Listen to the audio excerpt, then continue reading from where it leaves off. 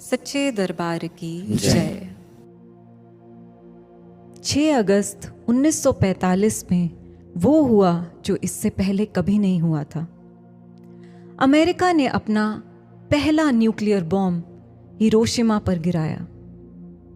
देखते ही देखते वहां एक धुएं की चादर उठ गई, लोगों की त्वचा जलने लग गई, आंखों की पुतलियां बह गईं और लोगों को सफोकेशन होने लग गई। कुछ ही समय में वहां पर मौत का तांडव देखा गया। सुतोमो यामागुची नामक एक व्यक्ति जो वहां उपस्थित थे, उन्होंने उस न्यूक्लियर बॉम्ब को गिरते हुए देखा और वो उस बॉम्ब से बच भी गए, उस न्यूक्लियर अटैक से बच भी गए। अगले ही दिन वो नागासाकी के लिए निकले। जब नागासाकी पहुंचे, वो अपने सीनियर से ऑफिस में इस न्यूक्लियर अटैक के बारे में डिस्कस कर रहे थे और कुछ ही क्षणों बाद दूसरा न्यूक्लियर बॉम्ब अमेरिका ने नागासाकी पर गिरा दिया और वहां पर भी मौत का तांडव देखा गया। यामागुची इस बार भी बच निकले और यामागुची कहते हैं कि संयोगवश मैं उन दोनों न्यूक्लियर बॉम्ब से बच निकला। जापान की सरकार ने भी ऑथेंटिकेट किया कि यामागुची ने दोनों न्यूक्लियर अटैक्स से वो बच निकले। गुरु भाइयों और बहनों, लोगों के जीवन में बहुत कुछ होता है और उसको वो संयोग कह देते हैं, पर एक शिष्य के जीवन में जो कुछ होता है वो संयोग नहीं होता, वो निर्धारित होता है। आज हम इस दरबार में हैं, महाराज जी की शरण में हैं, तो ये संयोग नहीं है। क्यों? क्योंकि we are the chosen ones. हमें तो इस दरबार में बुलाया गया है। महाराज जी स्पष्ट कहते हैं, हो संतान मेरी साधारण नहीं हूं, आएस जहां पर अकारण नहीं हूं। तुम अर्जुन हो मेरे हनुमान हो, तुम हो आंखों के तारे मेरी जान हो तुम। आप इन शब्दों की गहराइयों को समझें। महाराज जी ने यहां पर हम सब के लिए अर्जुन और हनुमान जैसे शब्द इस्तेमाल किए। भीतर झांक कर देखते हैं, क्या हमारे भीतर ऐसी कोई विशेषता है अर्जुन और हनुमान जैसी? हम सब जानते हैं कि हमारे भीतर ऐसी कोई विशेषता नहीं है। फिर महाराज जी ने ऐसे शब्द क्यों प्रयोग किए? आप जानते हैं क्यों? क्योंकि महाराज जी हमें एक ऐसे पायदान पर खड़ा करना चाहते हैं जिस पर खड़े होकर दुनिया हमारी ओर नजरें उठाकर देखे। इसी बात को एक छोटे से एग्जाम्पल से समझने की कोशिश करते हैं। हम सब ने 2000 रुपए का नोट तो इस्तेमाल किया ही होगा। क्या विशेषता है उस 2000 रुपए के नोट की? आप बता सकते हैं? सोचिए, क्या उस पर प्रिंटेड मंगलयान उसकी विशेषता है, या फिर उसका जामुनी रंग, या फिर उसका साइज जो 2.5 इंच बाय 6.5 इंच का है? क्या विशेषता है उस नोट की? सोच पाए आप? गुरु भक्तों, उस नोट की विशेषता है उस पर छपी हुई एक लाइन जो कहती है, मैं धारक को 2000 रुपए अदा करने का वचन देता हूं। I promise to pay the bearer the sum of ₹2000। और नीचे सिग्नेचर होता है आरबीआई के गवर्नर का। इस लाइन की वजह से एक साधारण से कागज को इतनी वैल्यू मिल जाती है। आप देखिए, उस साधारण से कागज के बदले हमें 2000 रुपए समतुल्य सामान मिल जाता है बाजार से। क्यों? क्योंकि आरबीआई के गवर्नर की प्रॉमिस है और ये सुरक्षित करता है उस धारक को कि मेरे पैसे सेफ हैंड्स में हैं, मेरे पैसे कहीं जाएंगे नहीं, क्योंकि एक अथॉरिटी ने साइन किया है। ठीक ऐसे ही गुरु भक्तों, हम सब भी तो साधारण से लोग थे। हमें जब महाराज जी ने अर्जुन और हनुमान की संज्ञा दी तो हम सब की भी वैल्यू कई कई गुना बढ़ा दी। हम साधारण से लोगों की वैल्यू कई कई गुना बढ़ा दी। इसलिए एक शिष्य हमेशा सकारात्मक रहता है। उसके जीवन में उदासीनता, नकारात्मकता का तो कोई स्थान ही नहीं होता। क्यों? क्योंकि उसका चयन गुरु ने किया है। आप जानते हैं, एक शिष्य के पास सकारात्मक रहने के लिए यूं तो बहुत से कारण हैं, पर चर्चा करते हैं कुछ एक ऐसे कारणों की जो विशेष हैं, अति विशेष हैं, जिनकी वजह से एक शिष्य सदा सकारात्मक रहता है। उसके जीवन में नकारात्मकता का तो कोई स्थान ही नहीं होता। तो चलते हैं पहले कारण की ओर। पहला कारण वो ये है, एक शिष्य के जीवन में गुरु डायरेक्टर का रूप धारण करता है। आप जानते हैं, महाराज जी स्वयं ये कहते हैं कि गुरु तो शिष्य के जीवन में डायरेक्टर का कार्य करता है।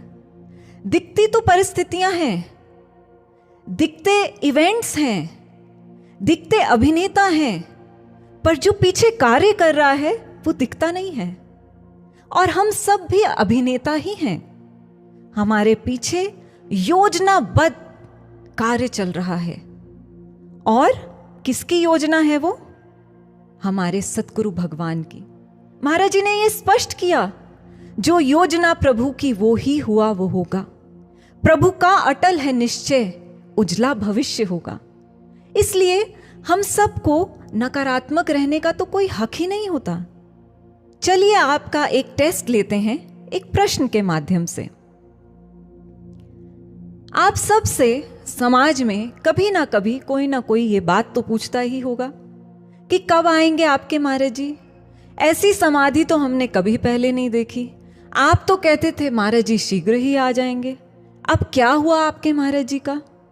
तो हम झट से जवाब तो दे देते हैं कि नहीं, महाराज जी ने तो आना है, अभी तो युग परिवर्तन होना है, बहुत कुछ होना है।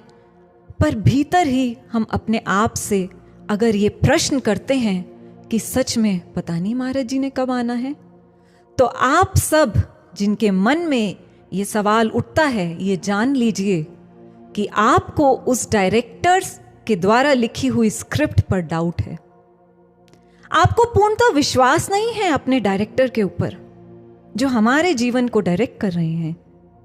पर सज्जनों, ऐसे भी कुछ शिष्य हुए हैं और आज के युग में भी हैं जिनको अपने गुरु पर पूर्णतः विश्वास होता है, उनकी स्टोरी लाइन पर पूर्णतः विश्वास होता है। वो पटकथा जो गुरु ने लिखी है उस पर पूरा पूरा विश्वास होता है।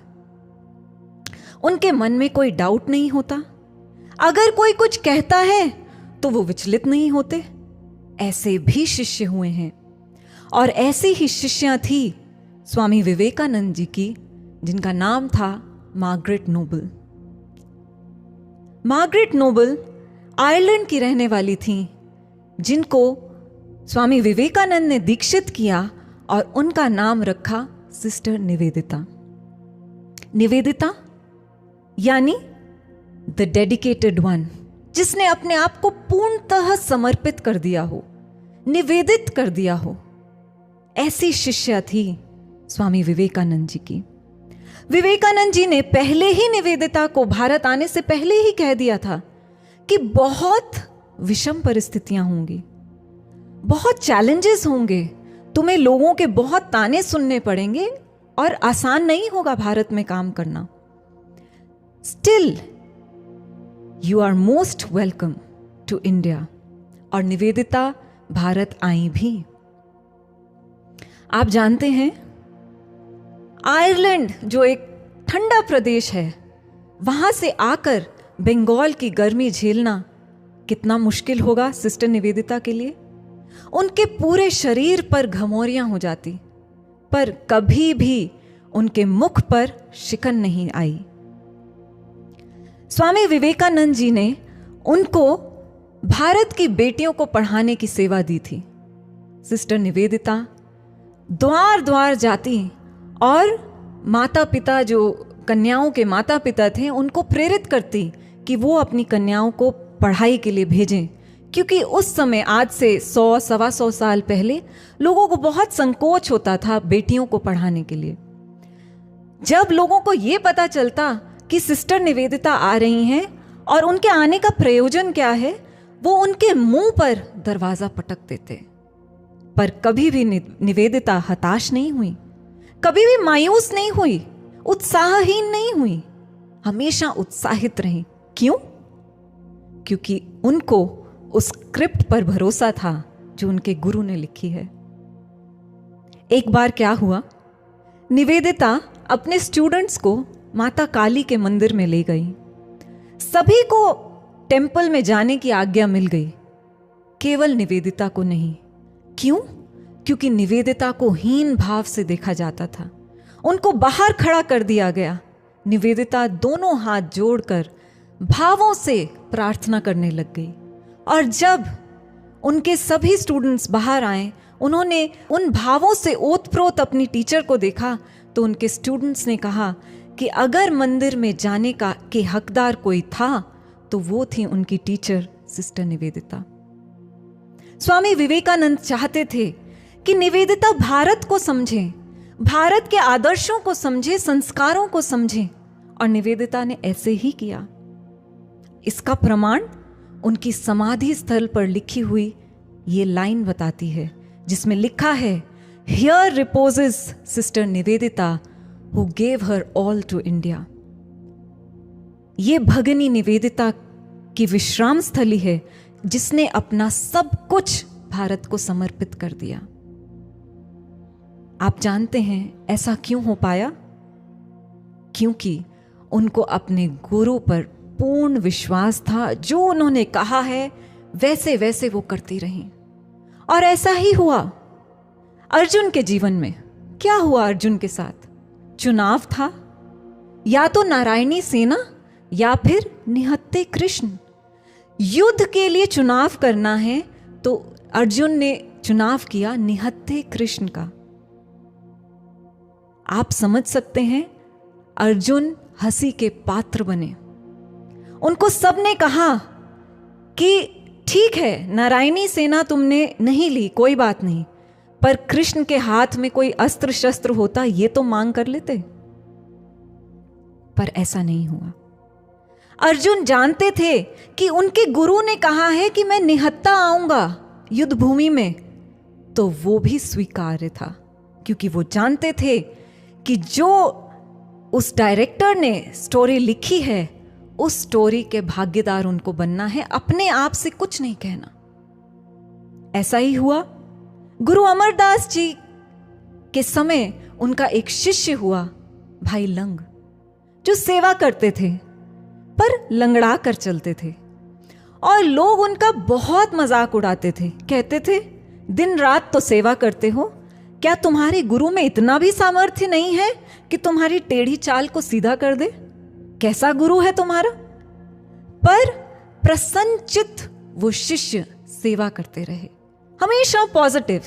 कभी भी मन में ये डाउट नहीं आया या ये अंदर से भाव नहीं आया कि मैं भी ये प्रस्ताव रख दूं गुरु के समक्ष कि मेरी टेढ़ी चाल सीधी कर दी जाए। सज्जनों, ये ऐसे शिष्य हुए हैं जिन्होंने इफ और बट को दरकिनार करके जो गुरु ने कहा वैसे करते गए। और आज हम सबके पास भी यही मौका है। जो स्क्रिप्ट लिखी जा चुकी है, बस हमें उस पे एक किरदार निभाना है। हमें तो बस खड़े होना है। और अगर हम ऐसा करेंगे, हम सदा सकारात्मक रहेंगे। अगर हमारे मन में कोई डाउट आएगा, तो फिर हमारे भीतर नेगेटिविटी भी आएगी इन द लॉन्ग रन। इसलिए सज्जनों, जो स्क्रिप्ट लिखी जा चुकी है, बस किरदार निभाते जाइए। चलिए आगे बढ़ते हैं।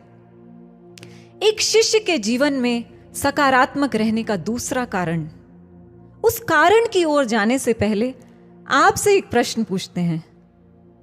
अच्छा बताइए, ऐसा कौन सा खेल है, बहुत से खेल हम देखते भी हैं, ऐसा कौन सा खेल है जिस खेल में पहले ही पता हो कि जीत सुनिश्चित है।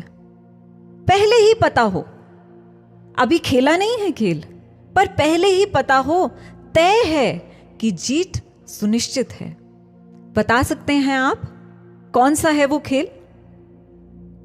चलिए हम ही आपको बता देते हैं। सज्जनों, वो खेल है जो महापुरुष खेलते हैं, जिसको हम लीला या डिवाइन प्ले भी कहते हैं। इस खेल में सुनिश्चित होता है कि जो नायक है और उसके जो सहयोगी हैं, उन सब की जीत निश्चित है।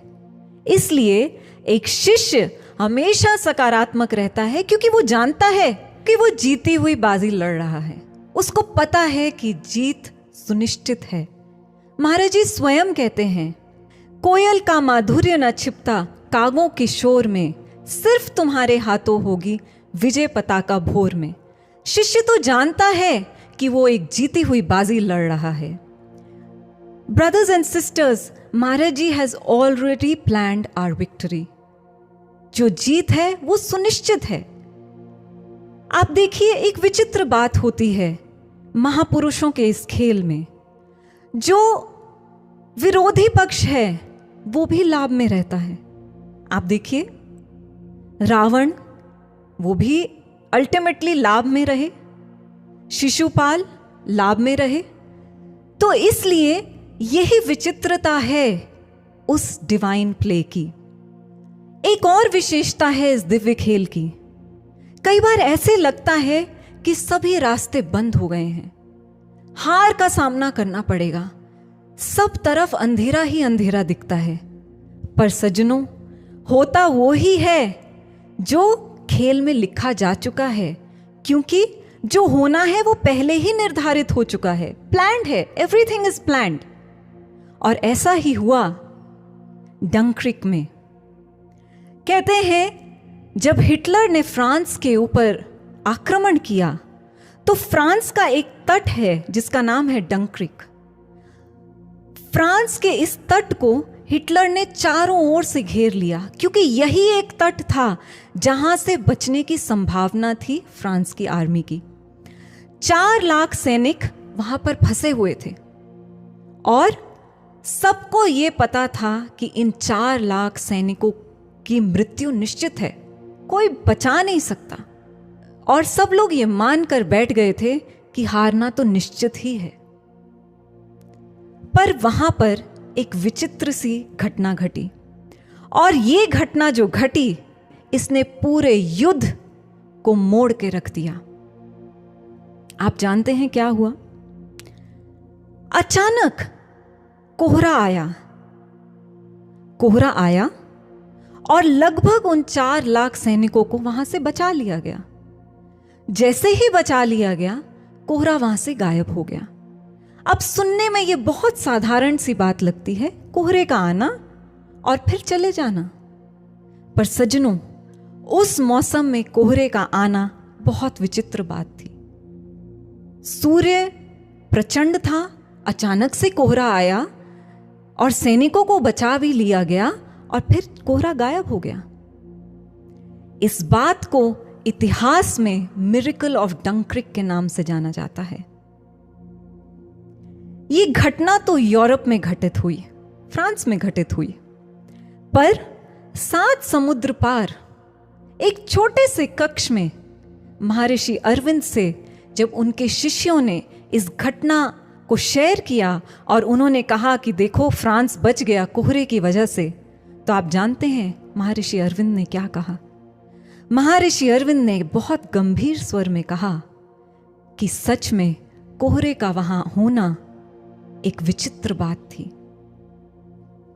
आगे जाकर महर्षि अरविंद ने कुछ समय बाद अपने शिष्यों को यह भी बताया कि अगर उस दिन हिटलर की आर्मी जीत जाती तो फिर हिटलर एशिया की ओर रुख करता और भारत भी अछूता ना था। और महर्षि अरविंद ने यह भी बताया कि फिर तो पूरे विश्व में त्राही त्राही होनी थी।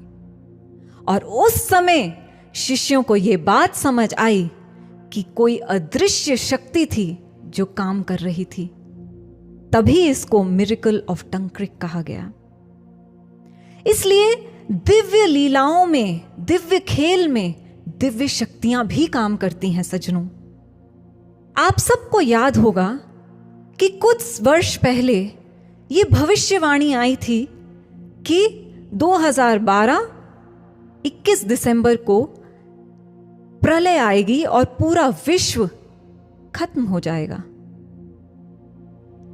अब न्यूज़पेपर्स में आर्टिकल आने लग गए, टीवी डिबेट्स होने लग गई और ये बात बहुत चर्चा में रही।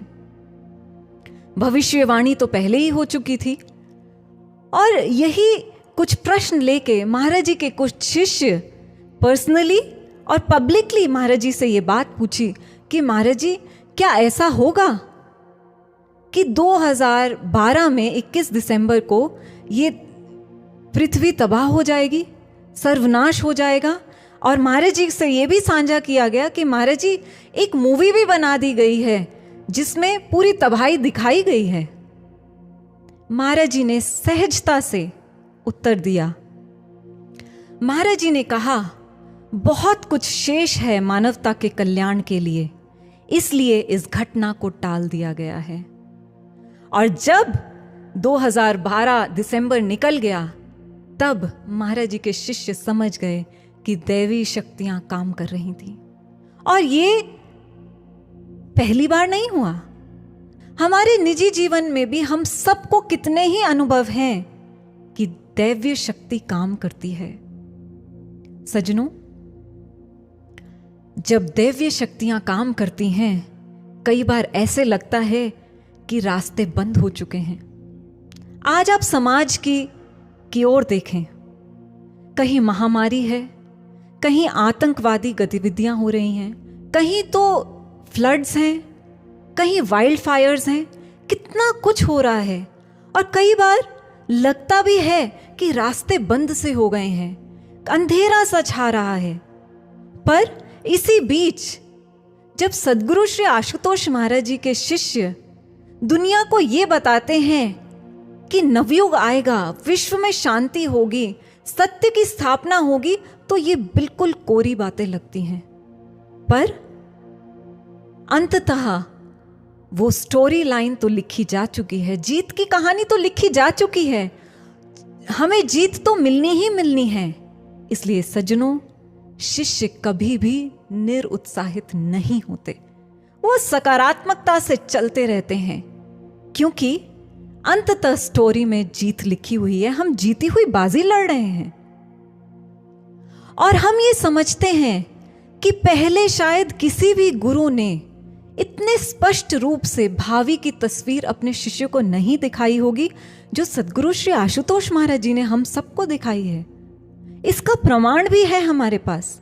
एक बार महाराज जी के कक्ष में महाराज जी के कुछ शिष्य बैठे थे और महाराज जी अचानक से कहते हैं, अच्छा बताओ तो, जब कोई ऑक्सफोर्ड से पढ़कर आता है तो उसका बहुत नाम हो जाता है ना, एक टैग लग जाता है कि ऑक्सफोर्ड से आए हैं। तो महाराज जी के शिष्यों ने कहा, जी महाराज जी ऐसे ही होता है। फिर आगे महाराज जी ने कहा, अगर कोई कम नंबर लेकर भी आए तो भी उसका नाम होता है, क्योंकि ऑक्सफोर्ड का टैग लग गया। तो शिष्यों ने कहा, जी महाराज जी ऐसा ही होता है। महाराज जी ने आगे बताया कि ठीक ऐसे ही आगे आने वाले समय में जो भी दिव्य ज्योति जागृति संस्थान से जुड़ा होगा उसको बहुत सम्मान से देखा जाएगा। और सज्जनों, ये बात सत्य होकर ही रहेगी। महाराज जी ने जीत की झलक इस बात में हमें पहले ही दिखा दी है।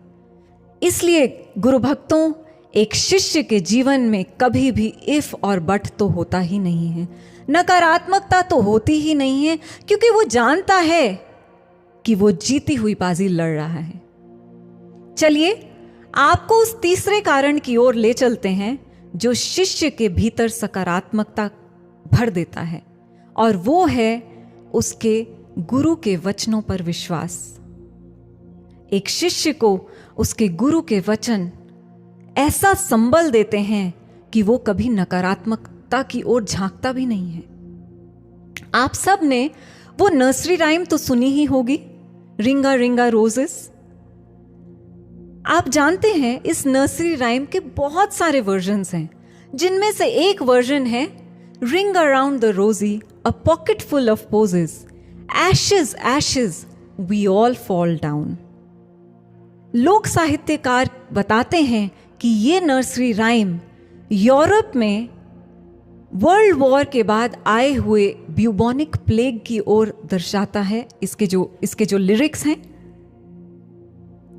इसकी जो पहली लाइन है रिंग अराउंड द रोजेस, ये दर्शाती है प्लेग के कारण होने वाले गोल गोल रैशेस की ओर। अगली line a pocketful of posies, उस प्लेग से बचने के लिए लोग अपनी जेबों में बहुत सारी जड़ी बूटियां रखते थे। एशेज एशेज, हर तरफ मौत का तांडव था। वी ऑल फॉल डाउन, यानी कि इस प्लेग से हम सब मर जाएंगे। बहुत से लोग इस नर्सरी राइम की लिरिक्स की सत्यता को मानते हैं, पर कुछ एक ऐसे भी लोग हैं जो इसकी सत्यता को नहीं मानते। पर सज्जनों, कोई माने या ना माने, एक शिष्य के लिए इसमें सीखने के लिए बहुत कुछ है।